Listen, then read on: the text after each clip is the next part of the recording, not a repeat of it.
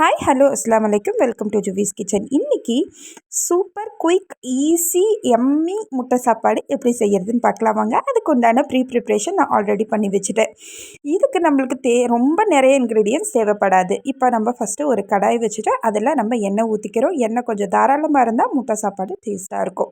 இப்போ அந்த எண்ணெயில் நான் ஒரு வெங்காயம், 2 பச்சை மிளகா அண்ட் தென் கருவேப்பிலை இதெல்லாம் ஆட் பண்ணி நல்லா வணக்கிட்டு கூடயே உப்பு, தென் மஞ்சத்தூள், மிளகாத்தூள், சாம்பார் தூள், ரசப்பொடி அண்ட் கறி மசால் தூள் இதெல்லாம் வந்து ஒரு 1/4 ஸ்பூனுக்கு கொஞ்சம் எச்சா ஆட் பண்ணிக்கோங்க.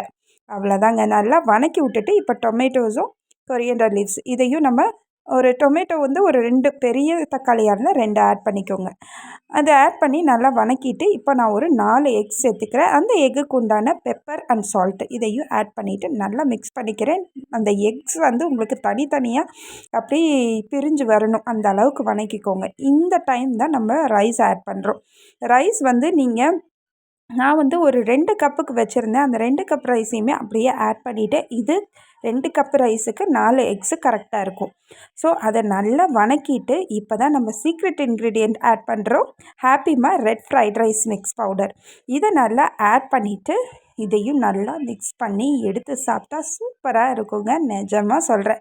இதுக்கு நம்மளுக்கு எந்த ஒரு தொட்டுக்கையும் தேவைப்படாது. அப்படி வேணும்னா க்ரன்ச்சியாக இருக்க தொட்டுக்கை லைக் அப்பளம், வடகம் இதெல்லாம் வச்சு சாப்பிட்டா சூப்பராக இருக்கும். அப்படி இல்லைன்னா நம்ம ஊறுகாய் லைக் மாங்காய் ஊறுகாயெலாம் வச்சு சாப்பிட்டாலும் நல்லாயிருக்கும். அவ்வளோதாங்க. Simple and quick dish for any time. See you in the next vlog. Bye.